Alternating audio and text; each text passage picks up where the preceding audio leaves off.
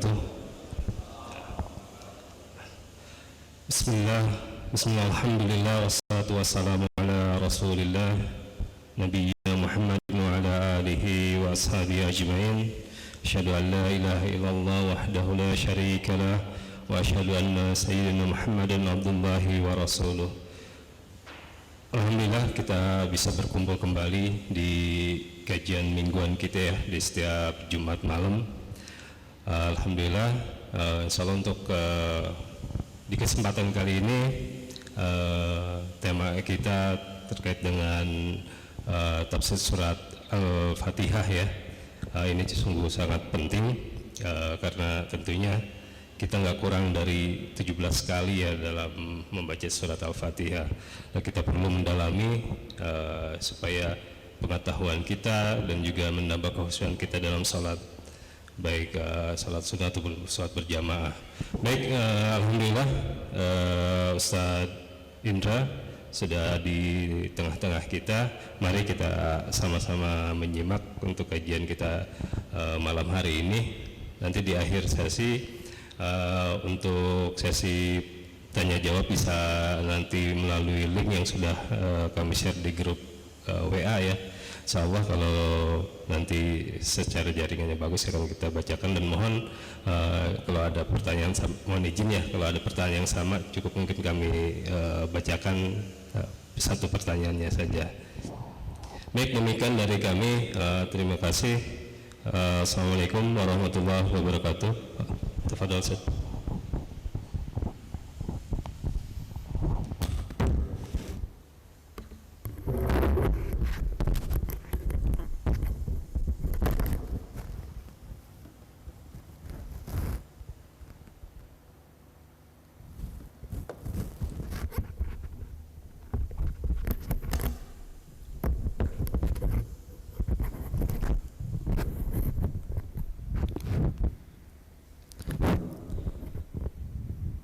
Bismillahirrahmanirrahim. Assalamualaikum warahmatullahi wabarakatuh. Alhamdulillah, wassalatu wassalamu ala rasulillah wa ala alihi wa ashabihi man wala. La hawla wa la quwata illa billah. Para hadirin rahimani rahimakumullah. Alhamdulillah, kita bersyukur kepada Allah Subhanahu wa taala, yang mana pada malam hari ini Allah Subhanahu wa taala masih mempertemukan kita dan rangka untuk tafakuh fiddin. Semoga apa yang kita lakukan pada malam hari ini menjadi bukti bahwasanya kita termasuk orang-orang yang cinta kepada majelis ilmu. Dan Nabi sallallahu alaihi wasallam mengatakan bahwasanya majelis ilmu merupakan raudhah, taman-taman surga, yang mana seseorang ketika ingin menikmati taman-taman surga, maka kata Nabi SAW, hendaklah seorang tersebut hadir di majlis ilmu. Para hadirin rahimani rahimakumullah, insyaallah pada malam hari ini Allah Subhanahu wa taala mempertemukan kita untuk sama-sama belajar, sama-sama mendalamkan ilmu agama Allah Subhanahu wa taala, dan hanya kita sama-sama mengamalkan firman Allah Subhanahu wa taala sebagaimana Allah Subhanahu wa taala mengatakan, fadzakir fa inna tadzikra fa'al mu'minin, kata Allah Subhanahu wa taala.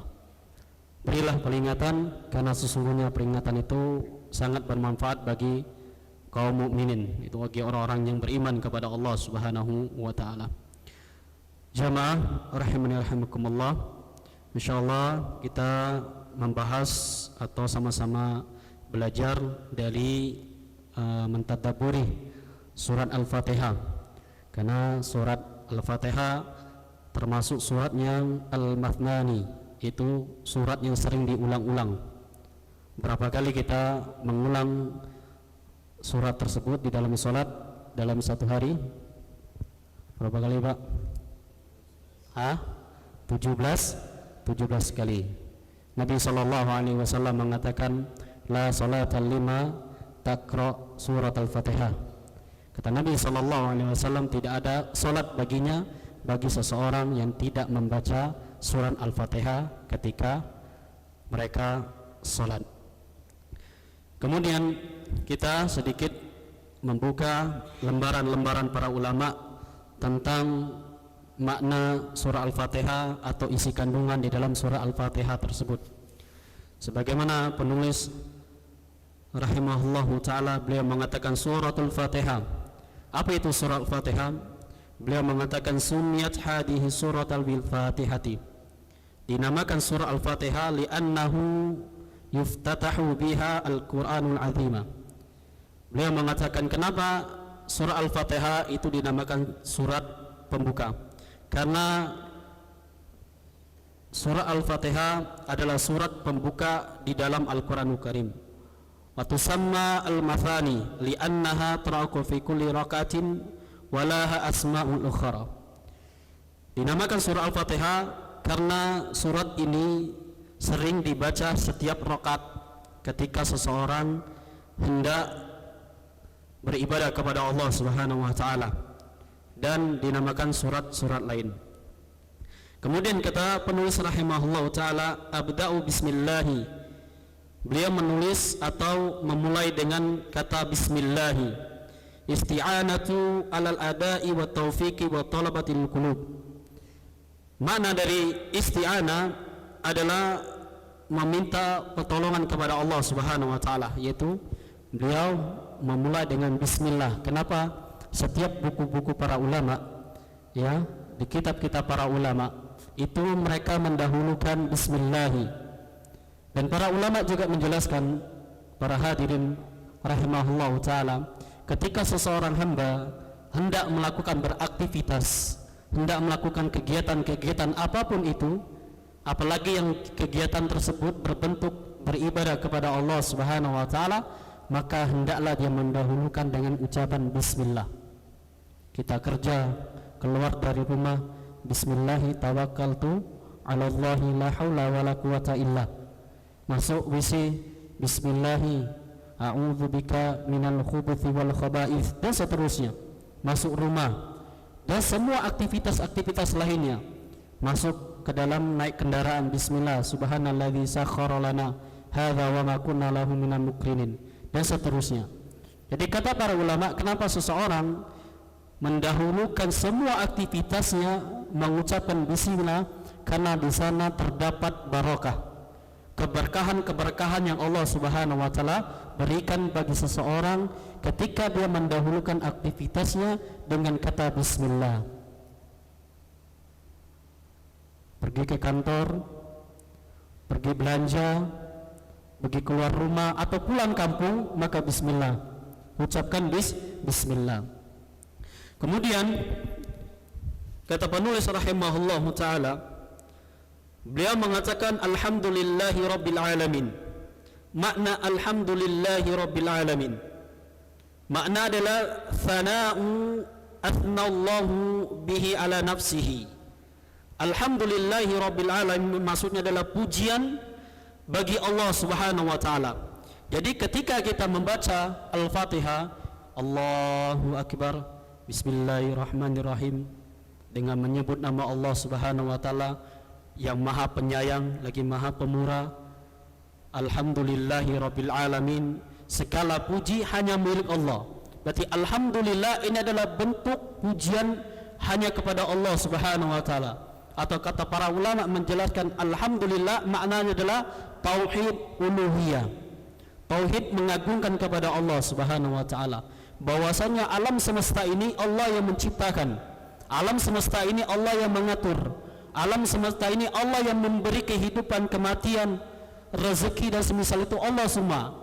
Dan ini semua kata para ulama alhamdulillah maknanya tauhid uluhiyah, pengagungan kepada Allah Subhanahu wa taala. Jadi seseorang ketika mengucapkan alhamdulillah, oh berarti dia sedang berhadapan kepada Sang Khalik yang maha luas, yang maha bijaksana, yang menguasai permukaan bumi ini, bahkan beliau menguasai antara langit dan bumi. Ya, jadi makna alhamdulillahirabbil alamin bukan hanya sekedar ucapan dari lisan, tapi kita harus memahami, mendalamkan alhamdulillah berarti bentuk pengagungan kepada Allah Subhanahu wa taala. Ketika seorang hamba mendapatkan suatu yang mengenakkan pada dirinya, mendapatkan suatu rezeki yang halal umpamanya, mendapatkan suatu makanan tiba-tiba datang ke dalam kamar kita, maka seorang hamba mengucapkan alhamdulillahirabbil alamin. Berarti segala puji bagi Allah yang memberikan kita makan. Umpama contoh, besok kita mau pulang, tiba-tiba uang di kantong atau di ATM tidak ada lagi, kosong plus. Dia sudah tawakal kepada Allah Subhanahu wa taala, sedangkan anak istrinya tunggu di rumah, sudah kangen sekali. Dia tawakal kepada Allah Subhanahu wa taala. Maka ketika dia sudah tawakal kepada Allah, tiba-tiba 1 jam setelah dia bertawakal kepada Allah Subhanahu wa taala, dia serahkan semua urusannya kepada Allah Subhanahu wa taala, tiba-tiba ada rezeki yang mendatangi dirinya. Maka ucapan yang pertama kali yang kita ucapkan ketika mendapatkan nikmat itu alhamdulillah. Nikmat apapun yang kita dapatkan, Allahu Akbar, kekhusyuan yang kita dapatkan dalam sholat, alhamdulillah. Berarti kenikmatan yang Allah memberikan ketenangan pada diri kita, kekhusyukan pada diri kita, ya. Jadi ketika Allahu Akbar, hilangkan semua masalah-masalah kita di dunia ini, hilangkan permasalahan-permasalahan yang sedang kita hadapi. Kenapa? Karena kita sedang berinteraksi kepada Allah Subhanahu wa taala. Jadi orang yang sholat 5 waktu, Pak, para hadirin, orang yang sedang menghadap kiblat, sholat dengan khusyuk, mereka bukan hanya sekedar menunaikan kewajiban tok, bukan, tapi mereka sedang berinteraksi kepada Allah Subhanahu wa taala. Coba kita lihat Nabi sallallahu alaihi wasallam, manusia yang maksum, manusia yang paling istimewa, manusia yang paling dijaga oleh Allah Subhanahu wa taala. Tapi Nabi sallallahu alaihi wasallam tidak pernah meninggalkan makna dari salat tersebut. Nabi sallallahu alaihi wasallam salat maktubahnya 17 rakaat. Kemudian ditambah lagi salat sunnah-sunnahnya, ditambah lagi salat-salat yang bentuknya sunnah mutlak. Berapa satu kali Nabi sallallahu alaihi wasallam salat dalam satu hari? Maka para ulama menjelaskan bisa 50 rakaat. Para ulama menjelaskan Nabi sallallahu alaihi wasallam dalam satu hari beliau mampu sholat 50 rakaat. Sedangkan kita yang Allah Subhanahu wa taala wajibkan sholat hanya 17 rakaat, di masjid itu pun suka bolong-bolong. Ini menjadi pertanyaan, kecintaan kita kepada Nabi sallallahu alaihi wasallam sebatas mana? Kalau kita mencintai Nabi sallallahu alaihi wasallam, kalau kita mencintai, ingin mendapatkan syafaat Nabi sallallahu alaihi wasallam, tegak dulu apa yang dipraktikkan oleh Nabi sallallahu alaihi wasallam. Wama anak cinta kepada Bapak, ya. Tidak mungkin hanya ucapan cinta saja, otomatis anak harus nurut sama beliau, harus mengikuti apa kata beliau, sehingga ketika anak ada apa-apa, ada suatu masalah, beliau bisa nolong. Begitupun seseorang ketika di akhirat nanti ingin mendapatkan syafaat Nabi SAW, tapi semasa hidup di dunianya dia tidak pernah mengikuti apa yang dipraktekkan oleh Nabi SAW, mustahil baginya mendapatkan syafaat Nabi SAW.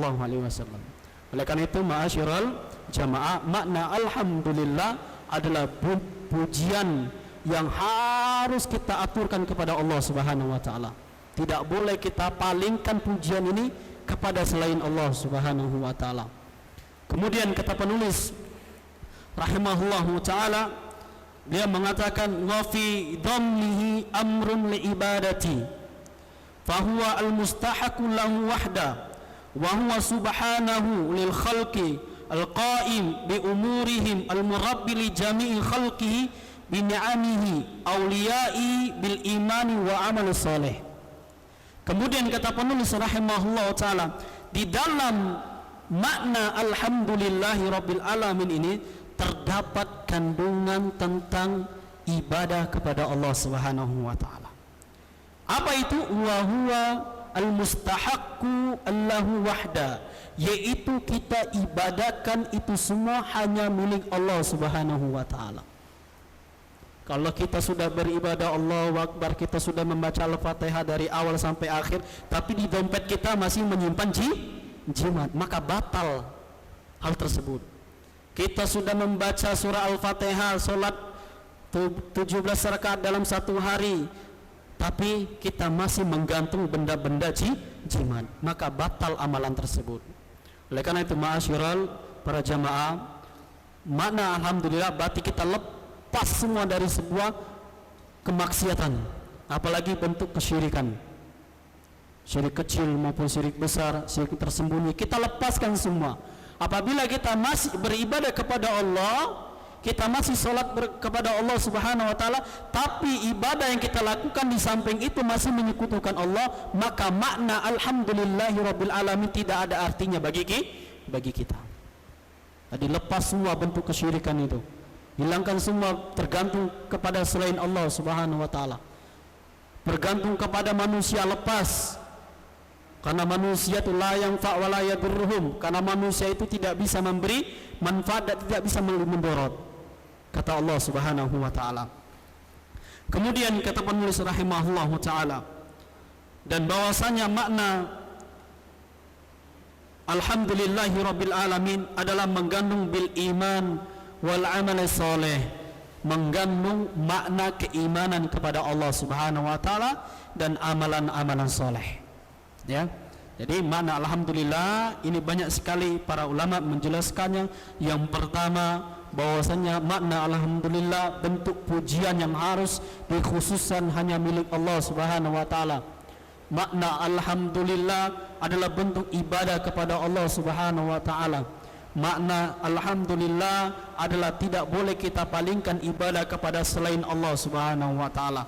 Makna alhamdulillah bentuk keimanan kepada Allah ketika seorang hamba melakukan amalan-amalan soleh. Itu makna alhamdulillahirabbil alamin. Kemudian yang berikutnya, kata penulis rahimahullah ta'ala, maliki yaumiddin. Apa itu maliki yaumiddin? Pemilik atau yang menguasai hari pembalasan, hari kiamat. Kata penulis rahimahullah ta'ala, beliau mengatakan maksudnya adalah wa huwa subhanahu wahdahu maliku yaumil qiyamati wa huwa yaumul jazaa' alal a'mal. Jadi malik yaumiddin maknanya adalah hari pembalasan, bahwasanya setiap apa yang kita lakukan di permukaan bumi ini itu semuanya akan dibalas oleh Allah Subhanahu wa Ta'ala, akan dihisab oleh Allah Subhanahu wa Ta'ala.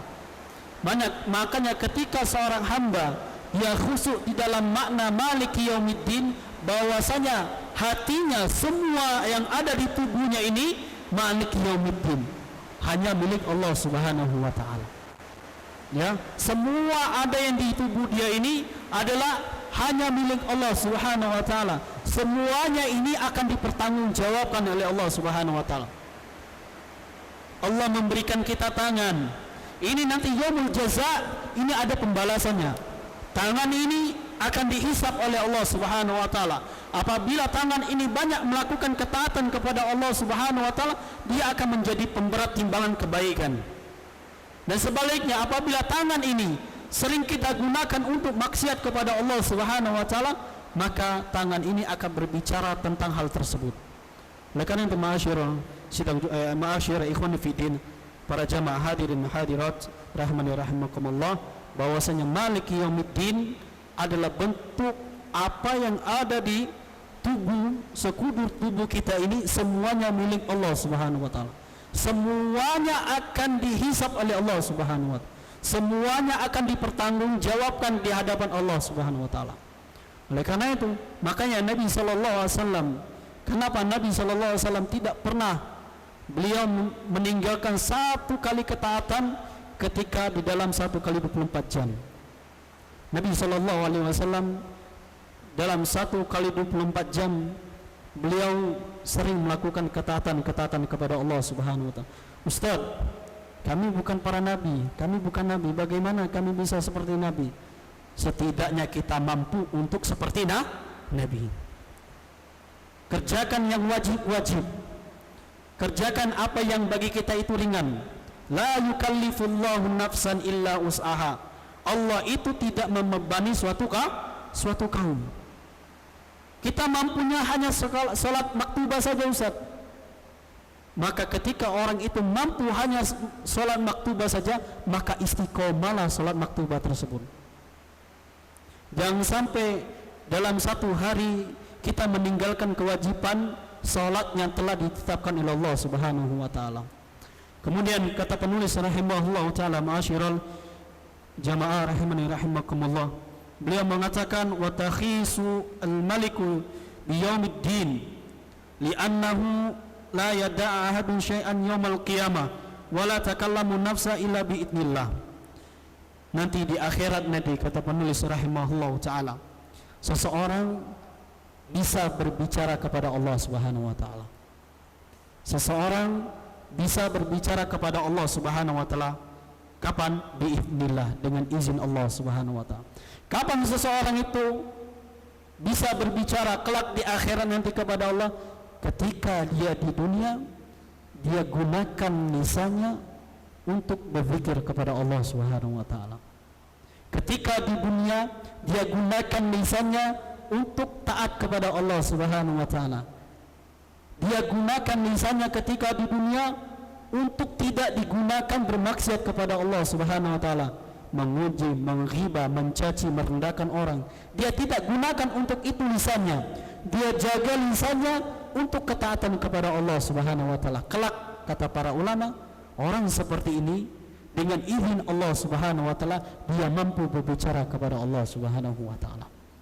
Itu makna Maliki Yaumiddin. Jadi inti Maliki Yaumiddin, semua yang ada di tubuh kita ini milik Allah Subhanahu wa taala. Bahkan benda-benda yang kita miliki, mobil, motor, jabatan, baju, apa yang kita milik, apa yang kita pegang hari ini, itu semuanya milik Allah Subhanahu wa taala, dan itu semua akan dihisab oleh Allah Subhanahu wa taala. Kita punya kendaraan, Allah beri kendaraan, mobil umpamanya, tapi kita gunakan kendaraan ini tidak melakukan ketaatan kepada Allah Subhanahu wa taala, maka kelak mobil ini akan menjadi bencana bagi kita di akhirat nanti, menjadi musibah bagi kita nanti di akhirat nanti. Gunakan fasilitas-fasilitas yang Allah Subhanahu wa taala berikan itu semua untuk ketaatan kepada Allah Subhanahu wa taala. Gunakan untuk menuntut ilmu, gunakan untuk sholat 5 waktu di masjid, gunakan untuk menolong seseorang ketika dia ingin meminta bantuan. Gunakan itu semua untuk ketaatan kepada Allah Subhanahu wa taala, sehingga kelak di akhirat nanti dia akan bisa berbicara dan memohon ampunan kepada Allah Subhanahu wa taala. Subhanallah. Jadi gunakan para hadirin semua fasilitas yang Allah Subhanahu wa taala berikan ini untuk melakukan ketaatan kepada Allah Subhanahu wa taala. Karena semuanya yang ada di permukaan bumi ini, bahkan yang ada di langit, itu semuanya milik Allah Subhanahu wa taala. Kemudian yang berikutnya, kata penulis rahimahullah taala, iyyaka na'budu wa iyyaka nasta'in. Hanya kepadamulah kami beribadah dan hanya kepadamulah kami meminta pertolongan. Maksudnya apa? Kata beliau atau penulis rahimahullah taala, maksudnya innana nakhussuka wahdaka bi ta'ati wal ibadati.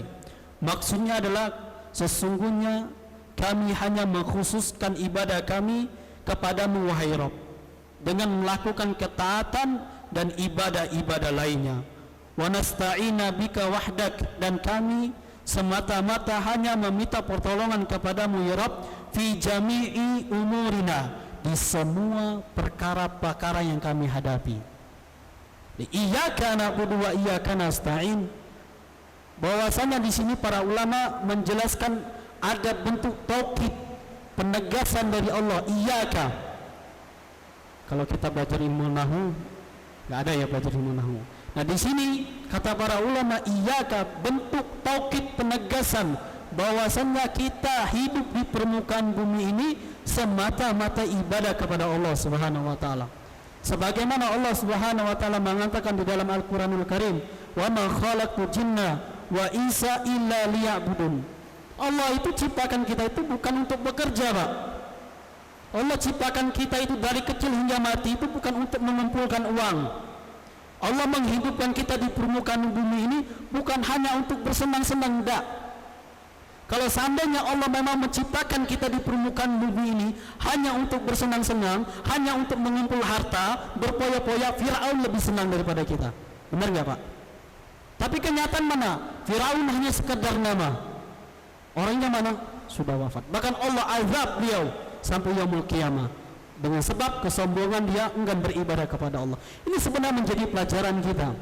Firaun dan orang-orang Qarun yang mana beliau mengumpulkan hartanya, dia tumpukan harta. Kalau seandainya Allah ciptakan kita untuk mengumpul harta, kita tabung, kita simpan di suatu berangkas, maka Qarun lebih layak untuk lebih kaya di permukaan bumi ini. Tapi kenyataannya mana? Dia hanya sekedar nama. Hartanya mana? Lenyap, dimakan bumi. Jadi semua yang ada di permukaan bumi ini, Pak, Bu, semuanya sudah ada pelajaran yang Allah Subhanahu wa taala berikan, Pak. Kalau seandainya antum bersungguh-sungguh untuk mencari dunia, maka sungguh merugi antum, sungguh merugi kita. Antum bekerja dari pagi sampai sore, kemudian sore tidur, besok bangun lagi kerja lagi, sia-sia hidup kita. Seakan-akan hidup kita itu hanya diperbudak oleh bumi. Benar, Pak? Benar nggak? Kita diperbudak oleh bumi, oleh dunia kita diperbudak. Sedangkan Nabi SAW mengatakan, jadikan dunia ini seperti apa kita menginjak bumi. Jangan sampai kita menjadikan dunia masuk ke dalam hati. Orang yang beriman, orang yang cerdas, dia jadikan bumi ini seperti dia menginjak, tidak ada arti apa-apanya. Semua yang dia kumpul akan hilang, semua yang dia beli akan kembali kepada Allah Subhanahu wa taala. Semua yang dia peroleh itu semuanya akan hilang seketika. Kenapa? Karena kelak kita akan meninggal dunia. Kelak kita akan bertemu kepada Allah Subhanahu wa taala. Ini mana iyyaka, bahwasanya kita hidup di permukaan bumi adalah semata-mata beribadah kepada Allah Subhanahu wa taala. Di antara lain Allah Subhanahu wa taala mengatakan, "Alladzi khalaqal mauta wal hayata liyabluwakum ayyukum ahsanu amala." Dialah Allah Subhanahu wa taala yang menghidupkan, kita dihidupkan nih.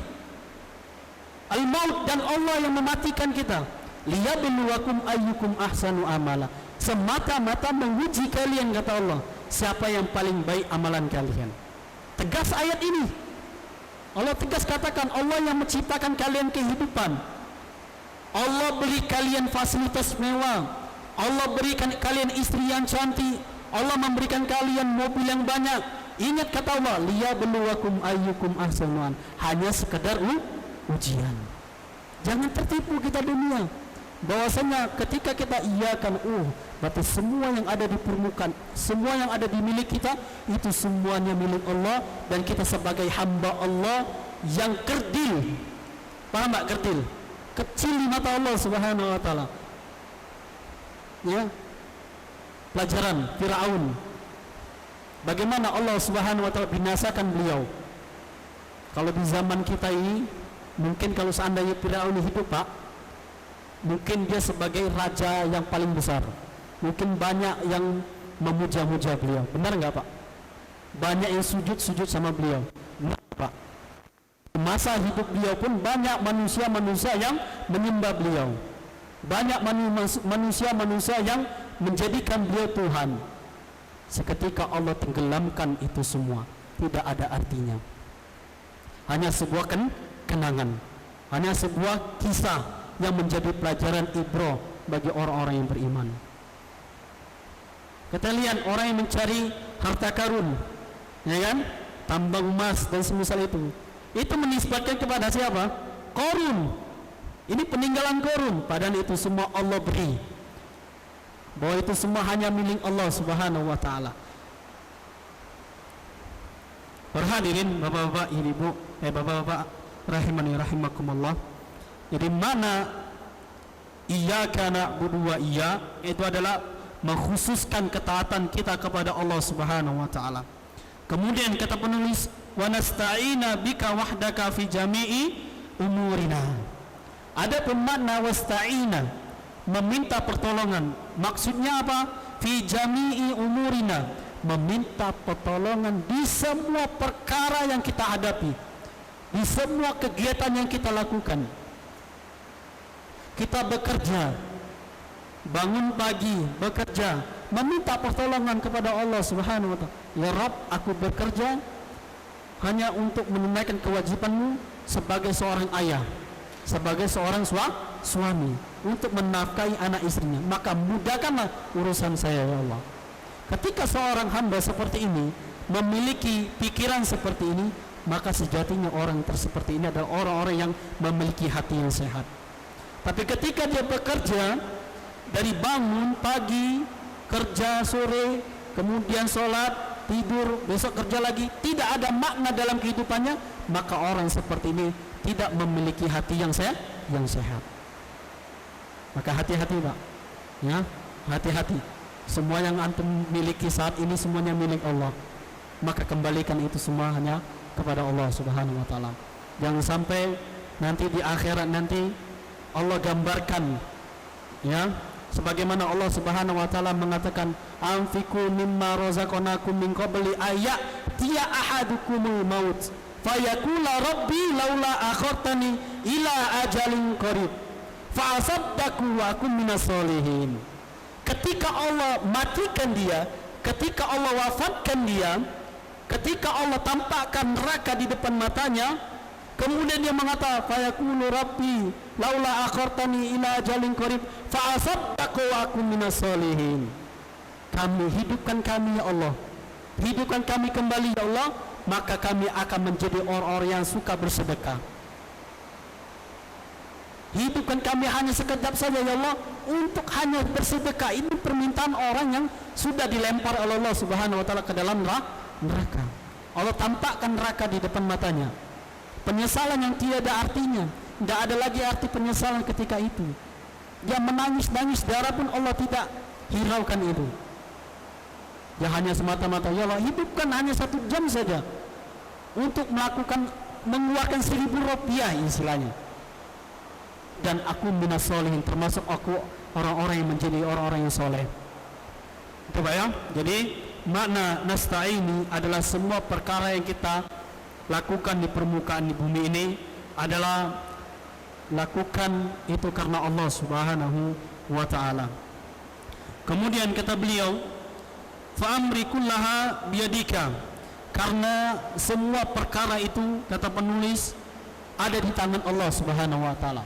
Semua kegiatan yang kita lakukan besok Pak, besok nih kita kerja, itu semuanya Allah yang tahu, kita nggak ada yang tahu. Apakah besok kita bisa kerja atau tidak, itu semuanya milik Allah Subhanahu, di tangan Allah Subhanahu wa Ta'ala. Makanya para ulama menjelaskan sekali lagi, jangan jadikan dunia ini seperti kalian memiliki hati, tapi jadikan dunia ini seperti engkau berjalan di permukaan bumi. Tidak ada artinya, ya. Jadi semua perkara itu kita gantungkan kepada Allah Subhanahu wa Ta'ala. Kemudian kata penulis rahimahullahu ta'ala, la yamliku minhu ahadun mithla dzarratin. Dia mengatakan tidak ada raja, tidak ada yang bisa menguasai kecuali Allah Subhanahu wa Ta'ala, walaupun seberat biji zarah. Wa fi hadhihi al-ayati dalilun ala anna abuda la yajuzu lahu an yasrifa syai'an min anwa ibadatihi. Nanti Pak, ini syahidnya Pak, perhatikan syahidnya. Kata penulis rahimahullah ta'ala, di dalam makna ayat iyyaka na'budu wa iyyaka nasta'in, beliau mengatakan terdapat dalil, terdapat petunjuk bahwasanya anna abada, sesungguhnya seorang hamba, la yaduzulahu, tidak boleh baginya, ya ayyasrifa syai'an, memalingkan sesuatu, min anwa ibadati, dari macam ibadah-ibadah kepada selain Allah Subhanahu wa Ta'ala. Jadi para ulama menjelaskan iyyaka na'budu wa iyyaka nasta'in, ini maknanya tauhid uluhiyah, pengagungan kepada Allah Subhanahu wa Ta'ala. Ya, jadi kata penulis ayat ini mengajarkan kepada kita tidak boleh kita palingkan ibadah kita selain kepada Allah Subhanahu wa taala. Zikir, salat, haji, umrah, sedekah, ta'awanu 'ala birri wa taqwa, itu semuanya tidak boleh kita palingkan selain Allah Subhanahu wa taala. Sesembelihan, ya kan, istighatsah, tawaf, itu semuanya tidak boleh kita palingkan kepada selain Allah Subhanahu wa taala. Coba kita lihat, Pak. Banyak penduduk manusia yang ada di Indonesia ini, kebanyakan mereka mayoritas muslim. Tapi kebanyakan di antara kita mendapatkan ada saudara-saudara kita, dia beribadah kepada Allah tapi masih sujud kepada kuburan. Dia seorang muslim, salat 5 waktu, tapi masih mendatangi benda-benda keramat. Dia salat 5 waktu, tapi dia masih beristighatsah atau meminta pertolongan kepada dukun, katanya orang pintar padahal orang bodoh. Dia salat 5 waktu, tapi dia mendatangi kuburan-kuburan keramat. Habibnya, syekhnya, ustadznya, dia datangi dengan alasan apa? Tabarruk. Maka seperti ini bentuk kesyirikan kepada Allah Subhanahu wa taala. Ketika seorang hamba beribadah 5 waktu, kemudian dia palingkan ibadah itu, dia sembah selain Allah Subhanahu wa taala, maka ibadah yang dia lakukan ini tidak bermanfaat dan ancamannya adalah nerakanya Allah Subhanahu wa taala. Allah Subhanahu wa taala mengatakan, innallaha la yaghfiru an yushrika bihi wa yaghfiru ma duna dzalika liman yasha. Sesungguhnya Allah Subhanahu wa taala tidak mengampuni, perhatikan Pak, tidak mengampuni orang yang suka menyekutukan Allah, masih menyimpan jimat di dalam dompetnya, masih mempercayai hal-hal tatayur, masih mendatangi dukun paranormal, maka kata Allah, la yaghfiru, tidak Allah ampuni. Kemudian di dalam ayat-ayat Allah mengatakan, wa man yusyrik billahi faqad haramallahu 'alaihi jannah wa ma'wahumun nar, kata Allah. Barang siapa yang menyekutukan Allah, menyembah selain Allah, meminta selain Allah, beristighatsah selain Allah, maka Allah haramkan atasnya ke dalam surganya Allah Subhanahu wa taala, dan tempat kembalinya adalah neraka Allah Subhanahu wa taala. Jadi masalah syirik ini, Pak, ini masalah besar. Dosa yang paling besar yang tidak Allah ampuni. Zina masih Allah ampuni. Khamar masih Allah ampuni dosa-dosanya. Ghibah masih Allah ampuni dosa-dosanya. Orang yang masih meninggalkan sholat, suka bolong-bolong, masih Allah ampuni. Tapi ketika sudah berkaitan tentang hak Allah, maka tidak ada ampun bagi kita. Maka tinggalkan semua yang berkaitan kepada selain Allah, Pak, tinggalkan. Nabi SAW pernah mengatakan, man ata kahinan, barang siapa yang mendatangi dukun atau paranormal, fasaddaq kalamahu, dan dia membenarkan ucapan paranormal tersebut, membenarkan ucapan dukun tersebut, la yuqbal salata arba'ina sana, maka salat yang dia lakukan 40 hari itu tidak akan diterima oleh Allah Subhanahu wa taala. Satu saja kita melakukan syirikan itu, kita percaya selain Allah, maka salatnya kita lakukan 40 malam 40 hari itu tidak ada hati-hatinya, cuman dapat capek saja. Jadi mana iya kana budu wa iya kana stain adalah bentuk tauhid uluhiyah, pengagungan kepada Allah. Tinggalkan semua yang berkaitan tentang yang tidak mampu manusia lakukan, tinggalkan. Ya, mama antum sakit, nggak ada sembuh-sembuh, sudah berobat ke dokter, kata dokter ini bukan penyakit medis. Nah, ini banyak terjadi, rentan sekali nih. Mana ya Pak Agus? Ya, Bapak sakit, datang ke rumah sakit. Ketika dicek, maaf Pak, ini bukan penyakit medis. Jadi kan pikiran orang awam itu pasti diguna-guna. Ya, ketika dia berpikiran seperti itu, mulai dia mendatangi dukun, mulai dia mendatangi paranormal, maka ketika dia beribadah iyyaka na'budu wa iyyaka nasta'in, tidak ada arti apa-apanya. Ketika kita mendapatkan suatu penyakit Pak, sesuatu mungkin tidak susah untuk sembuh, maka tawakal kepada Allah, amalkan ayat ini, benar-benar serahkan diri kepada Allah Subhanahu wa Ta'ala. Kenapa? Ketika kita sakit, walaupun kita berpuluh-puluh juta ke luar negeri kita berobat, tapi Allah katakan tidak sembuh, maka tidak sembuh Pak. Ketika Allah katakan sembuh, sembuh. Kenapa? Itu tergantung tawakal seorang hamba kepada Allah Subhanahu wa Ta'ala. Berapa banyak manusia di permukaan bumi ini Pak, ketika sakit datang ke luar negeri berobat ke sana, tidak ada hasilnya juga, datang lagi ke sini, tidak ada hasilnya juga, datang ke sini, tidak ada hasilnya, tidak ada arti apa-apa. Nabi siapa yang diberi penyakit gatal kudis? Nabi siapa Pak Gus? Siapa? Nabi Ayub. Ingat Nabi Ayub yang hidupnya sederhana. Bukan mungkin kita katakan ketika beliau hidup di zaman kita, beliau adalah nabi yang paling miskin di permukaan bumi ini. Paling miskin. Ketika hartanya sudah habis semua, dia belanjakan kepada Allah, dan dia ketika itu mendapatkan penyakit dan hartanya habis semua, diambil orang dan semisal itu, dan dia mendapatkan penyakit ini bukan sehari dua hari Pak, bukan sebulan dua bulan, berpuluh-puluh tahun dia menghadapkan penyakit ini, dan dia berdoa kepada Allah Subhanahu wa Ta'ala dan tawakal kepada Allah yang memberikan penyakit dan kesembuhan itu hanya milik Allah Subhanahu wa Ta'ala. Dan sepantasnya kita seperti itu, orang yang beragama Islam, memiliki kecintaan kepada para nabi, maka ketika kita mendapatkan suatu hal yang tidak mengenakkan bagi kita, maka serahkan itu semua kembali kepada Allah Subhanahu wa Ta'ala. Bangun di sepertiga malam, memohon ampun mungkin karena dosa-dosa yang kita lakukan. Mungkin rezeki kita tersendat, umpama contoh, kenapa rezeki saya ini tersendat sekali? Mungkin pekerjaan kita ini tidak ada beres-beresnya umpama.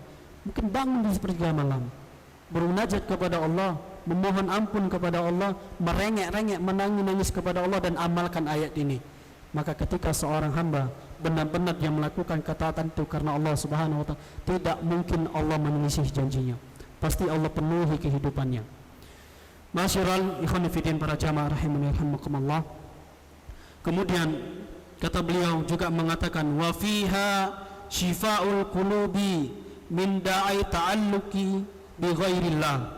Dan di dalam ayat ini, iyyaka na'budu wa iyyaka nasta'in, terdapat obat hati. Iyyaka na'budu wa iyyaka nasta'in, ini terdapat obat hati. Mungkin selama ini kita sombong, ya kan? Mungkin selama ini kita angkuh.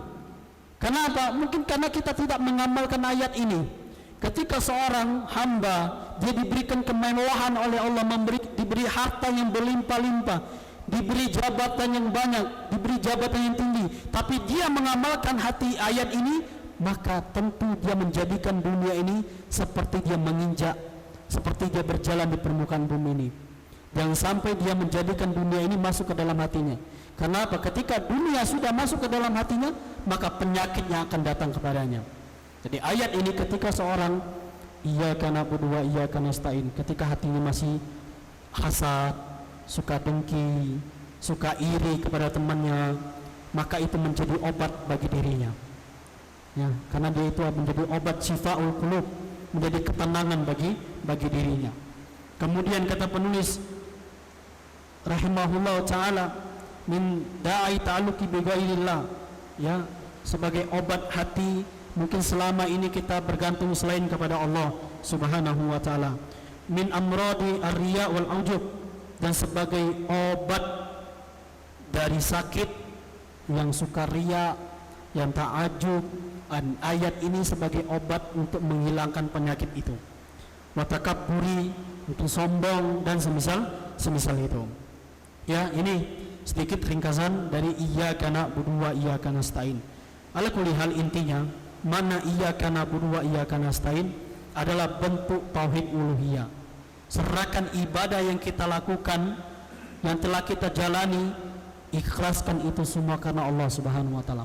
Mungkin selama ini kita sering sedekah, mungkin selama ini kita sering mengeluarkan harta kita di jalan Allah, tapi kehidupan kita mungkin masih tersendat, atau kehidupan kita, pekerjaan kita masih susah. Mungkin ketika kita berinfak, mungkin ketika kita bersedekah itu masih mengharapkan pujian manusia, masih mengharapkan sanjungan manusia. Mulai belajar dari sekarang, sholat 5 waktu, ya kan? Datang itu karena takut kepada Allah Subhanahu wa taala.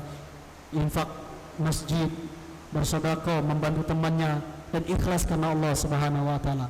Semoga apa yang kita lakukan itu menjadi penenang hati kita kelak di yaumul kiamat nanti. Kemudian ma'asyiral bapak-bapak rahimani rahimakumullah, kemudian ayat berikutnya, ihdinas siratal mustaqim, tunjukkan kami ke jalan yang lurus. Kata penulis, ay maknanya dullana wa arsyidna wa wafaqna ila tariqil mustaqim. Maksud dari ihdinas siratal mustaqim, tunjukkan kami ke jalan yang lurus. Maksudnya beri kami arahan, tuntun kami, beri kami taufik, beri kami kemudahan ila tariqil mustaqim, kepada jalan yang lurus.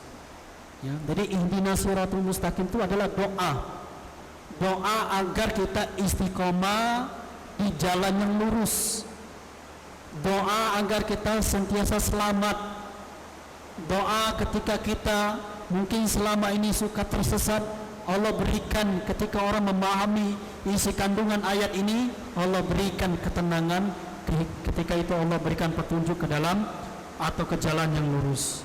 Wa tsabbitna 'alaihi hatta nalqaka, dan teguhkan hati kami ya Rabb, hatta nalqaka, sampai kami bertemu kepadamu. Ya, jadi ihdinas siratal mustaqim adalah sebuah doa agar hati kita disabitkan oleh Allah, diteguhkan hati kita, dikokohkan hati kita untuk melakukan ketaatan Allah. Sampai kapan? Sampai kita meninggal dunia. Ya, sampai kita meninggal dunia. Kemudian wa Islam tariqu wa'dihu al-mausi ila ridwanullah, yaitu istiqomah di dalam agama Islam, jalan yang jelas menuju kepada ridhonya Allah Subhanahu wa taala, wa ilal jannatihi wa ilal jannatihi, dan ke surganya Allah Subhanahu wa taala. Jadi ihdinas siratal mustaqim adalah jalan yang jelas yang Allah Subhanahu wa taala ridhoi, dan jalan menuju surganya Allah Subhanahu wa taala. Ya. Jadi mudah sekali kita mendapatkan surga itu, Pak. Cukup kita membaca surah Al-Fatihah ini, kita memahami maknanya, kemudian kita amalkan isinya, insya Allah Allah mudahkan jalan kita menuju surga. Apalagi kita sampai ke ihdinas siratal mustaqim. Oh, maksudnya ini jalan menuju surga. Allah mudahkan, dan kita mengetahui ketika seseorang ketika di padang mahsyar, manusia berkumpul di padang mahsyar tersebut, tidak dikhitan, tidak pakai baju, ya kan, tidak pakai sendal, dan matahari jarak di antara kepalanya 1 mil, luar biasa sekali panasnya. Kemudian manusia seketika itu ditenggelamkan dengan sebab keringat mereka. Ada yang Allah tenggelamkan habis dengan keringat mereka tersebut. Ada orang yang Allah tenggelamkan batas dagunya, ada Allah tenggelamkan mereka batas dadanya, ada yang Allah tenggelamkan mereka batas dengkulnya. Dan itu semua kadar ketika dia hidup di dunia, apakah dia sering melakukan ketaatan ataukah dia sering melakukan maksiat. Ketika seseorang sering melakukan ketaatan, maka keringat yang dia keluarkan itu tidak akan tenggelami dirinya. Dan sebaliknya, orang yang di dunia ini lalai kepada Allah, lupa kepada Allah, tidak pernah berpikir kepada Allah, tidak memenuhi kewajiban-kewajibannya sebagai hamba Allah, maka kelak di akhirat nanti ketika matahari didekatkan 1 mil di kepalanya, ada manusia yang tenggelamkan oleh Allah Subhanahu wa taala. Nggak bisa kita bayangkan, Pak, ketika padang mahsyar nanti, mungkin antum untuk saat ini kalau mungkin buka baju malu, benar nggak? Malu antum. Nanti di akhirat ini nafsi sendiri-sendiri. mereka mengurus diri sendiri. Mereka lupa kepada istrinya, mereka lari kepada anak-anaknya.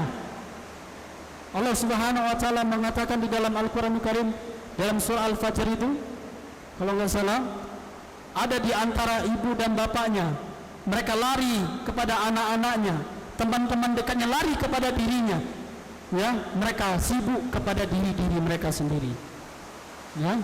Ini disebabkan apa? Tergantung ketika mereka hidup di dunia, berapa banyak amalan soleh yang mereka lakukan, ya. Itu makna dari ihdinas siratal mustaqim. Kemudian ada yang orang yang melewati siratal mustaqim, ada yang seperti kuda berlari, ada yang seperti yang hilang, ada yang merangkak, ada yang jatuh tegak lagi, ada yang langsung terjun, ada yang hampir dekat tapi jatuh ke nerakanya Allah Subhanahu wa taala. Ini kalau kita berbicara yaumul jaza, kalau kita berbicara tentang yaumuddin, yaumul kiamat, itu ngeri sekali, Pak. Ya, tidak bisa kita bayangkan. Ya, mungkin kalau kita berbicara itu atau kita baca tentang itu, mungkin 2 hari 3 hari mungkin kita nangis terus, Pak. Kayak anak kecil, ya. Wah, rajin ibadahnya, sholat terus.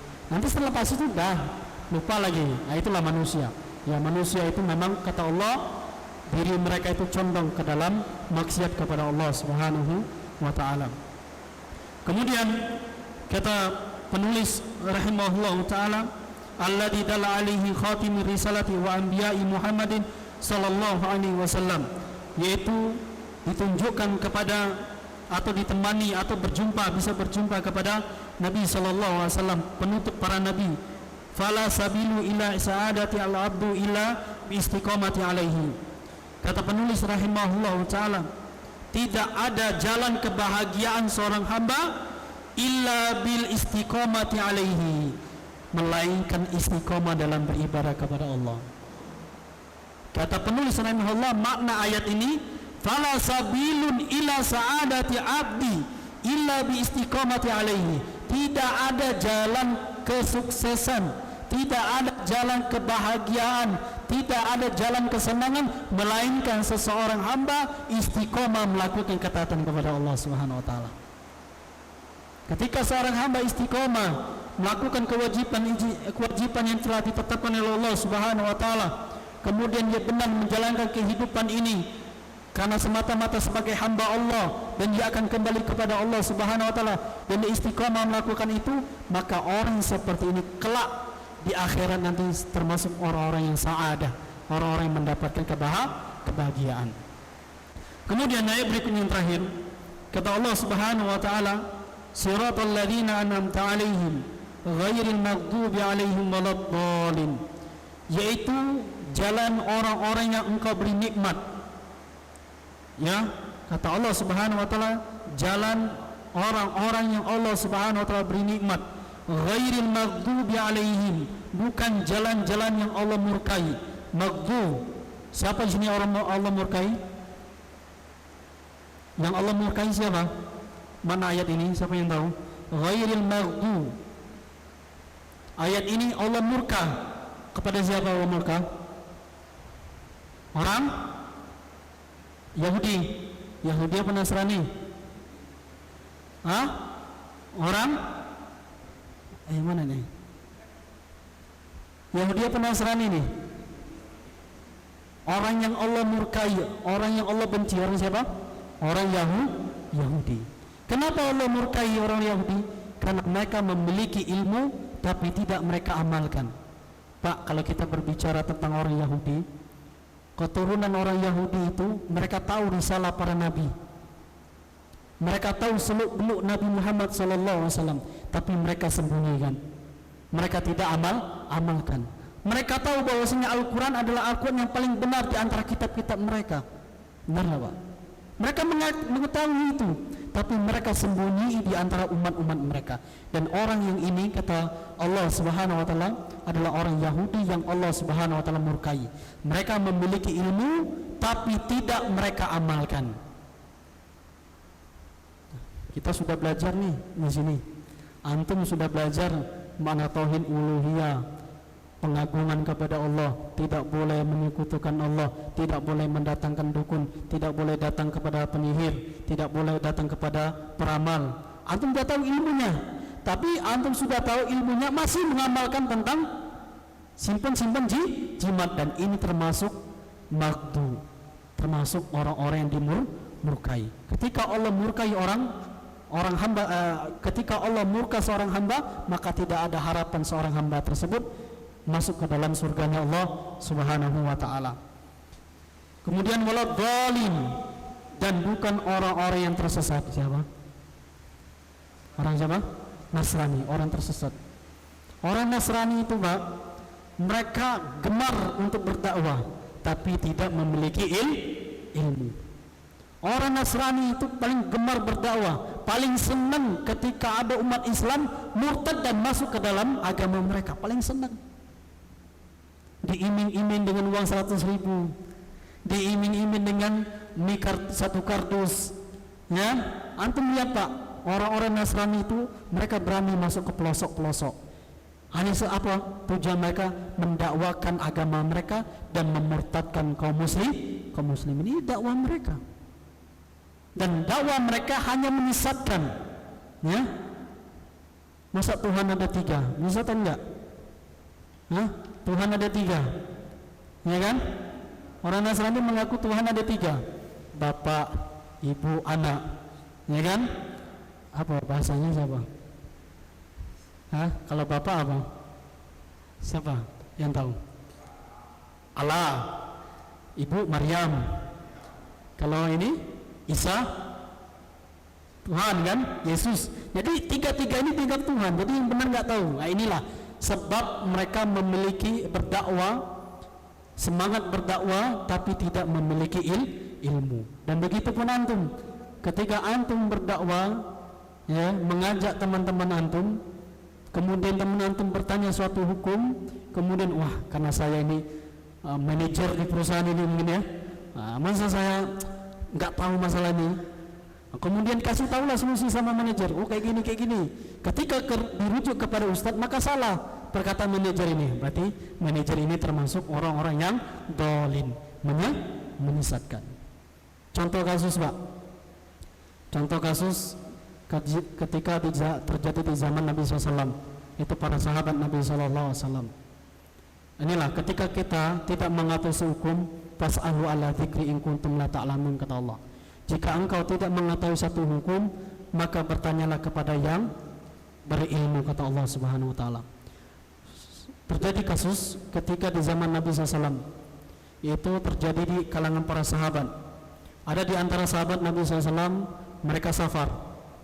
Ketika mereka safar, di antara sahabat Nabi ada tertimpa sebuah batu di kepalanya. Mungkin antum pernah dengar hadis ini.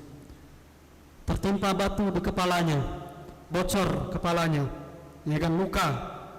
Kemudian tiba di malam hari, dia ihtilam. Apa ihtilam? Mimpi basah. Sahabat ini mimpi basah, ya. Nah, kalau orang mimpi basah atau habis berhubungan suami istri, maka mandi wajib. Nah, ketika itu sahabat ini mimpi basah, dan dia sadar bahwa dia mimpi basah, dan dia bertanya kepada satu sahabat ini, ya, sahabat Nabi SAW. Yang sahabat Nabi ini dia berfatwa tanpa memberitahu kepada Nabi SAW. Kemudian dia bertanya kepada sahabat yang ini, satu ini.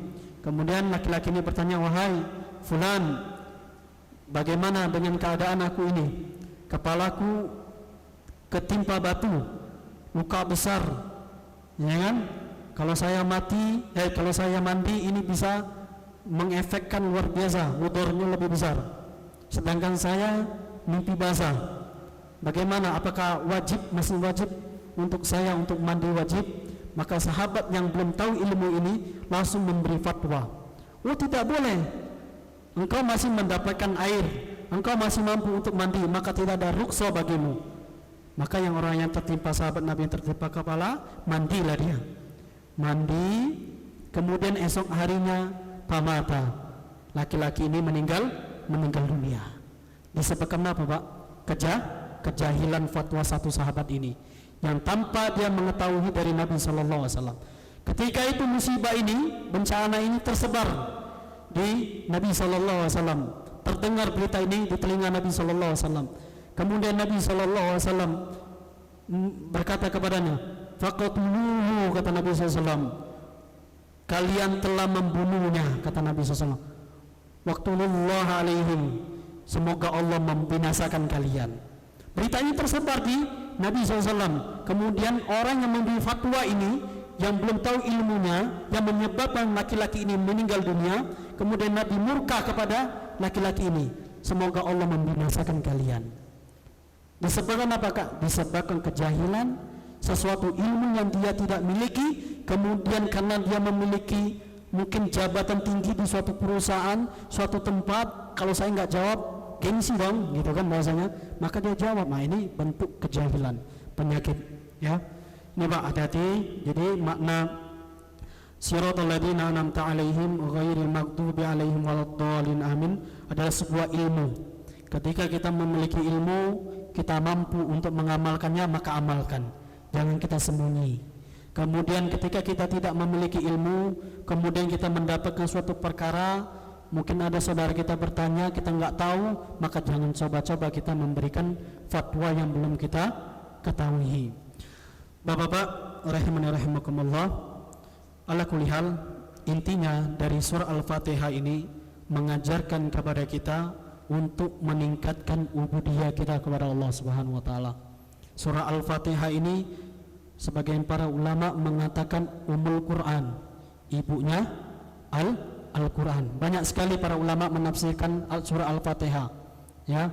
Ada yang mengatakan Al-Mathnani, suatu yang diulang-ulang, Ummul Quran, ya kan, dan semisal itu. Banyak sekali para ulama menafsirkan makna dari surah Al-Fatihah. Mungkin ini yang dapat kami sampaikan.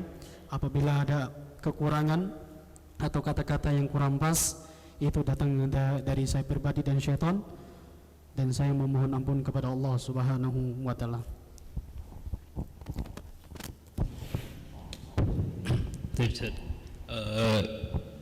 Izin ada satu pertanyaan, Ustaz. Ada hadis terkait apa? Kalau kita baca surat Al-Fatihah, ketika itu Allah menjawab bacaan kita. Nah, itu hanya di salat aja atau ketika kita tilawah, Ustaz? Ketika salat saja atau di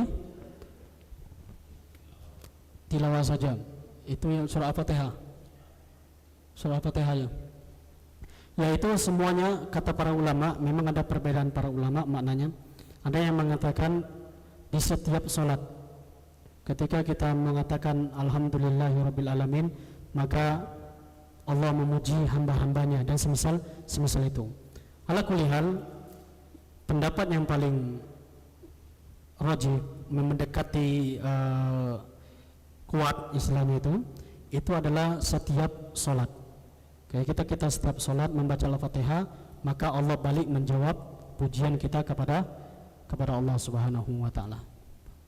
Paham Pak ya? Adapun ada yang keluar dari keluar dari salat 5 waktu, wallahu alam, saya tidak merujuk ke pendapat ulama itu, cuma saya merujuk pendapat ulama ketika seorang hamba salat, dan salat ini boleh salat maktubah, bisa salat maktubah, bisa salat sunnah. Cukup, Ustaz. Baik, alhamdulillah sudah selesai kajian kita hari ini. Di sini juga mungkin pertanyaan juga sudah habis. Terima kasih para hadirin. Mari kita tutup sama-sama kajian ini dengan doa kafaratul majlis. Subhanakallahumma wa bihamdika asyhadu an la ilaha illa anta astaghfiruka wa atubu ilaik. Wabillahi taufiq wal hidayah. Wassalamualaikum warahmatullahi wabarakatuh. Waalaikumsalam.